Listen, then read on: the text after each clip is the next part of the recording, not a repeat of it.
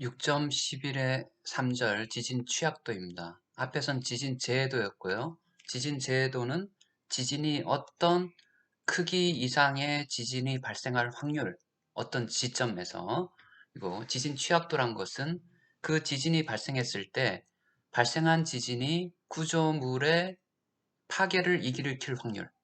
그러니까 파괴란 것은 그 발생한 지진이 구조물의 영향보다 발생한 지진이 구조물의 캐퍼보다 크게 될 확률을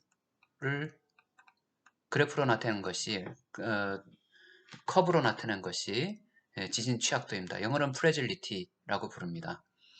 그래서 이 방법은 예전부터 원전에 많이 사용되어 왔습니다. 임의 지진이 발생했을 때 그 지진에 대해서 구조물이 손상을 입을 확률에 대한 연구가 1970년대부터 원전 경납구조물, 경납이란 것은 해결료를 저장하는 저장은 아니고 해결료가 있는 RCB라고 부르는데요. 리액터 컨테이너 빌딩인데요. RCB. 에서 먼저 시작됐고 이것을 이제 신호주과 교수님 지금 돌아가셨죠, 재작년에. 이 이제 교량에 대해서 지진 안전성 평가 지수로 확장을 했고요. 이후에 최근에는 이런 지진 취약도를 사용해서 사회 인프라 구조물, 건물과 뭐 교량, 터널 등에 대해서 지진 위험도를 평가하고 그 다음에 다양하고 복잡한 사회 인프라망 있지 않습니까? 교통 인프라망, 무슨 인프라망에 대해서 지진 피해를 예측하고 그 다음에 지진이 발생한 후에 신속한 복구 계획을 수립하는 데에 사용되고 있습니다. 그러니까 구조물의 관점에서 만든 것이 지진 취약도고 앞에 지진 재해도란 것은 11회 2절에서 배웠던 지진 재해도란 것은 지진의 특성이고 지진 취약도는 구조물의 특성이다. 지진 취약도는 그 목적과 방법에 따라서 뭐 이제 구하는 방법이 두 가지가 있습니다. 크게 이제 복잡하지만 정확한 방법, 정확하지는 않지만 빠르고 이해가 쉬운 방법. 현재로서는 뭐 우리가 그 복구라든가 이런 데 사용되는 가장 널리 사용되는 프로그램이 해저스라는 프로그램이 있는데요. 이 해저스에서는 경험적이지만은 이러한 방법들을 실질적으로 모든 구조물에 대해서 구하면은 1번 방법이 정확하긴 하지만은 자료라든가 비선형 해석 이런 것들을 해가지고 복잡하지만은 뭐 앞으로 발전 가능성 더 크지만은 지금 현재로서는 너무 비용이 많이 드니까 두 번째 방법을 택해서 어, 간략하게 뭐 교량이면 교량, 건물이면 건물에 대해서 근사적으로 우리가 값을 내야 되니까요. 근사적으로 그 취약도 곡선을 구하는 방법을 사용하고 있습니다. 그래서 취약도 곡선을 어, 구하는 방법은 이제 여러 가지 방법이 있는데요. 이 책에서는 네 가지 방법에 대해서 간략하게 설명을 했습니다. 신호주과 교수님이 제시한 방법하고 그 다음에 원전에서 케네디, 전설적인 존재죠. 케네디 등이 제안한 방법 그리고 근래 수치 비선형 동적 해석을 통해서 사용하는 그 증분 동적 해석, 뭐 IDA라고 부릅니다. Incremental Dynamic Analysis. 그 다음에 다중 한꺼번에 여러 개의 지진을 한꺼번에 돌려가지고 실질적인 지진을 막 돌려가지고 하는 거. 그러니까 Multiple Street Analysis에서 MSA 혹은 다중 집안 운동 그룹 혹은 집안 운동 해석이라고 부르는 것들의 네 가지 방법에 대해서 설명을 하겠습니다. 우선 신호주과 교수님은 지진 취약도 분석 기법을 제안했는데요. 이렇게 Seismic Fragility Analysis, SFA라고 부르는데요. 그래서 지진 취약도 곡선은 누적 분포 함수인데 확률 밀도 함수는 대수 적용 분포, log normal distribution을 갖고 대수 정규 분포에 사용되는 두 가지 변수들이 있습니다. 중앙값하고 AM 하고 편차 값이 있습니다. 이 편차 값을 두 개를 알면은 그 로그 노멀 분포, 확률 분포를 구할 수가 있고요. 이렇게 요거를 누적하게 되면은 이 누적한 값이 취약도 곡선이다 입니다. 그럼 누적한 이러한 로그 노멀 분포를 구하기 위해서는 중앙값하고 편차값을 알아야 된다. 예, 중앙값과 편차값은 우리가 제일 그럴듯한 최우도 확률론적으로 확률이 제일 높은 값을 추정한다. 그래서 maximum likelihood MLE라고 부르는데요. 확률 통계에서 주로 배우는 최우도 추정법을 사용한다. 그래서 취약도 곡선을 이렇게 누적 분포 함수로 나타내면 다음과 같이 나타내고요. 발생한 지진이 구조물의 내진 성능, 영향보다 크게 될 확률, 그러니까 파괴가 될 확률을 이렇게 나타냅니다. 그래서 대수 정규 분포, 이건 정규 분포인데 안에 러그를 씌운 것이 정규 분포란 얘기죠. 여기서 제타 값이 들어가 있고 AM 값이 들어가 있습니다. AM은 중앙값, 제타 값은 표준 편차값, 그 다음에 A 값은 변수, A 값은 발생한 지진입니다. 근데 지진의 크기는 우리는 뭐 PJ 값 혹은 PGV, SA, SV, SI 여러 가지 값으로 나타낼 수가 있고요. 그 다음에 A 값은 구조물의 성능, 그러니까 구조물이 지금 이 친구가 그 내진 성능은 0.15G다 라는 얘기는 뭐냐면 0.11G가 와도 견딜 수가 있다. 왜냐하면 성능이 훨씬 더 크니까요. 캐파를 얘기합니다. 우리가 DCR 얘기해서 Demand Capacity Ratio, CDR 혹은 Capacity Demand Ratio 할 때 이 C에 해당되는 것이 A 값입니다. A 값. 그 다음에 밖에서 가해준 지진, 파이라는 것은 정규 분포, AM과 그 사이 제타 값은 대수 정규 분포를 표현하기 위한 중앙값 혹은 중간값과 대수 표준 편차입니다. 그래서 AM과 제타 값을 MLE 방법을 사용해서 추정한다입니다. 그래서 뭐 추정하는 그 뒤에 뭐 여러 가지 MLE를 최고의 확률을 구하기 위해서 뭐 여러 가지 수식들이 있습니다. 그래서 이걸 미분해 가지고 0이 되는 점을 찾아 가지고 구하면은 AM 값하고 제타 값을 구할 수 있다입니다. 그래서 대수정규 분포인 경우에 있어서 제타 값이 작다라는 얘기는 뭐냐면 대수정규 분포가 이런 식으로 되어 있다는 얘기고요. 그 다음에 제타 값이 편차가 크다라는 얘기는 뭐냐면 이런 식으로 확률 밀도 함수가 되어 있습니다. 이걸 누적 분포로 나타내게 되면은 이런 식으로 점선과 실선으로 나타내게 되고요. 최종적으로 다 모든 확률을 다 더하면 1이 되고 100%죠. 하나도 안 더했을 때는 0이다 라고 하고요. 근데 이 값을 최적의 요 그래프를 구하기 위해서 앞에서 최우도법을 사용해서 요것을 가장 잘 맞추는 확률론적으로 가장 근사한 요 값을 추정합니다. 그래서 중간값이란 것은 50% 파괴 확률에 해당되는 AM 값이고 이렇게 표준 편차가 크면 클수록 더 누워지는 그래프, 표준 편차가 적으면 적을수록 가파른 그래프입니다. 다른 얘기를 하면은 우리가 만약에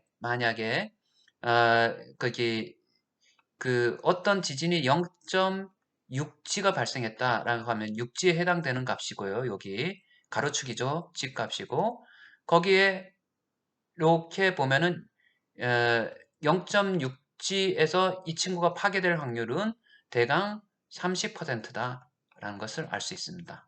그런데 우리가 파괴될 확률을 이건 뭐 도대체 몇 퍼센트라 합니까? 라고 했어요. 좀 전에 히클리프란 말을 했죠. 히클립는 뭐냐면은 표준 편차해서 요거를 구했을 때 95% 구하고 난 다음에 이렇게 95% 신뢰도 값에다가 5% 파괴 확률, 5% 해당되는 값을 찾아보면은 이 구조물의 내진 성능, 내진 영향은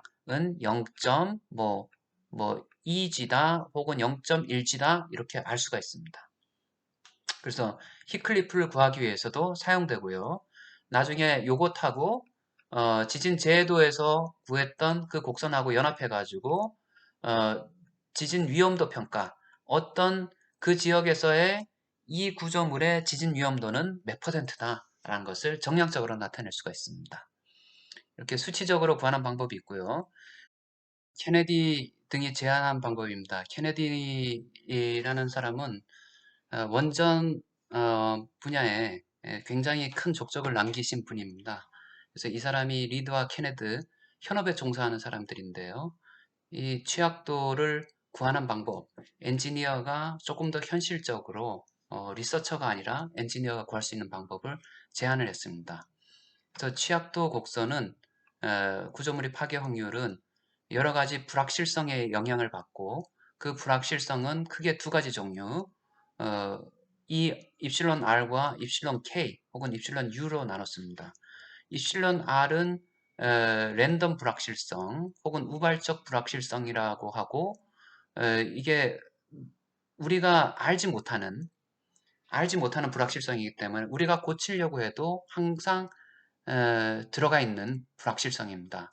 그 다음 두 번째 입실론 K 혹은 입실론 U라고 하는 것은 지적 불확실성 혹은 인식론적 불확실성이라고 해서 우리가 우리가 아는 게 많아지면 많아질수록 불확실성이 줄어들게 됩니다.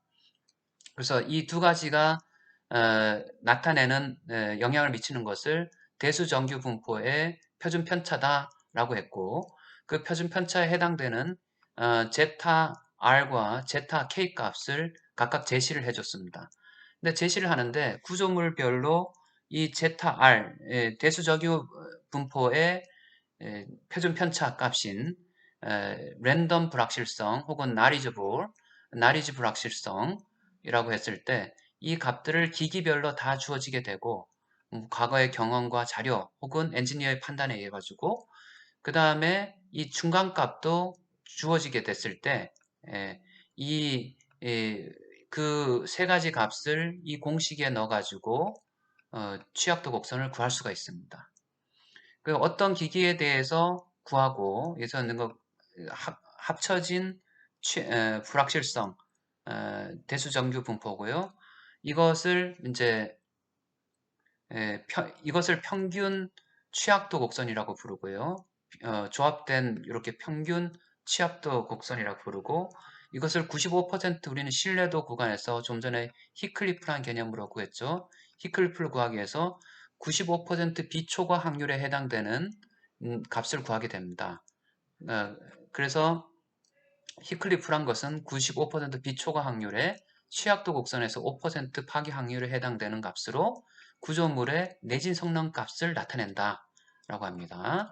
그래서 우리가 평균 요 값을 구하고 혹은 미디언 값에 해당되는 요 값을 구하고 난 다음에 취약도 곡선 95% 신뢰도 구간에 이렇게 구하고 그 다음에 5% 파괴 확률에 해당되는 값에 파란색에 95%에 해당되는 값에 봤을 때 이 값이 0.32G가 나왔다는 얘기는 뭐냐면은 이 구조물의 취약도 곡선은 95% 신뢰도 구간, 취약도 곡선은 파란색과 같고 그걸로 통해서 구한 이 구조물의 내진 성능은 0.32G다. 다른 얘기를 하면 PGA 값 0.11, 0.2가 발생한다고 했을 때 이 친구는 이 구조물은 충분히 견딜 수가 있다라는 것을 나타냅니다. 굉장히 직관적이고 실용적인 방법입니다. 그 다음에 해석에서 많이 쓰는, 연구에서 많이 쓰는 방법인데요. 비선형 동적 해석을 통해 가지고 취약도 곡선을 구하는 방법입니다. 두 가지 방법이 있는데 그 중에 하나의 방법은 증분 동적 해석, Incremental Dynamic Analysis, IDA 방법이라고 하고요. 어떤 지진을 여러 개를 선정하고 난 다음에 각 지진 응력 운동에 대해서 그 크기를 키워가면서 파괴될 때까지 그래서 어떤 지진을 이제 개수를 여기 몇 개죠? 하나, 둘, 셋, 넷 해서 무수하게 많은 점들이 다 지진의 개수인데요. 어떤 요 지진은 지진의 크기를 0에서부터 쭉 키워왔더니 0.5 딱 됐더니 구조물이 파괴가 발생했고요. 요 지진 값은 요 해당되는 지진 값은 다 키워왔더니 얼마에 해당되는 값에서 2 정도 이 IM이란 것은 지진의 크기, intensity measure라고 SA가 될 수도 있고 PGA가 될 수도 있고 다 가로축입니다. 그래서 구조물의 파괴가 발생했다. 그러면 이 2.3G에 해당되는 것까지 키워오면서 이 밑에 있는 지진들은 다 2.3G 미만에서 다 구조물이 파괴가 된 거예요. 그래서 그거를 리그레션 해가지고 근사에서 나타낸 곡선이 취약도 곡선이다. 근데 이 방법은 각 지진들에 대해서 크기를 키워가면서 이렇게 파괴될 때까지 보기 때문에 이 구조물의 구조물의 탄성 단계에서 항복 파단 단계에 이르기까지 뭐 IM 값이 최대 지방 가속도인 경우 최대 지방 가속도를 증가하면서 구조물 전체의 거동을 파악할 수 있는 방법입니다. 그래서 이 구조물 같은 경우에 소선 거동 뭐 이렇게 해서 봤을 때 구조 지진의 그 SA 값의 범위는 요 정도 0.5에서 2.5 정도에 포함되고 인텐서스 메저 0.5에서 2.5 정도에 포함되는 그 곡선을 리그레션을 통해 가지고 근사 값을 통해 가지고 취약도 곡선을 구할 수 있다. 그런데 구조물이 파괴되는 것이 이게 요 범위가 인텐시티 메저 SA 값이 보통 1.4에서 뭐 0.5 요 정도까지뿐이 안 변한다. 다른 얘기를 하면 0.5에서 1.4뿐이 안 변한다. 요 값만 가지고 전체적인 값을 추론해야 되는 거죠. 이렇게 추론을 할 수가 있다. 이쪽 부분이 부정확하겠죠. 음, 하고 있고 그 다음에 다중 스트립 해석 방법이 있습니다. 다중 스트립, 멀티플 스트립 어널리시스. 어떤 사람들은 뭐 다중 집안 우리 번역하는데 집안 운동 그룹 해석이라고 막 하는데요. 저는 그냥 스트립이라고 했습니다. 다중 스트립 해석이라고 해서 MSA, 멀티플 스트립 해석. 그러니까 여러 개의 지진을 한꺼번에 그냥 마구마구 돌립니다.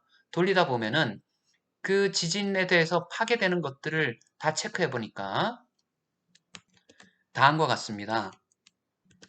이 그래프의 의미는 이 점들이 다 지진의 개수입니다. 지진의 개수예요.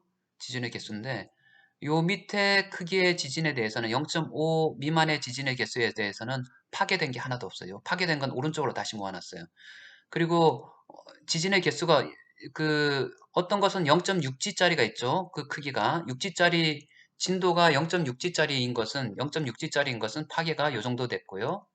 혹은 1G짜리인 것은 만약에 우리가 PJ 값으로 나타냈을 때 IM이란 것은 인텐시티 메저로서 SA가 될 수도 있고 PJ가 될 수 있는데 보통 PJ 값을 많이 쓰니까 요 정도 PGA에 해당되는 1G의 PGA를 갖는 지진에 대해서 해석을 해봤더니 요 정도는 파괴가 되고 요 정도는 파괴가 안 되더라. 그러니까 지진의 개수가 무지하게 많아야 되는 거죠. 이렇게 해서 파괴된 개수들을 지금 보니까 그래프로 나타냈습니다. 0.5G일 때는 하나뿐이 파괴가 안 되고 0.6G일 때 요 정도 개수 계속 더해가면은 1G에 해당되는 값에 파괴된 값은 요걸 다 개수를 더한 거죠. 이렇게 그래프를 나타내 가지고 이런 식으로 리그레션 해 가지고 취약도 곡선을 구할 수가 있습니다.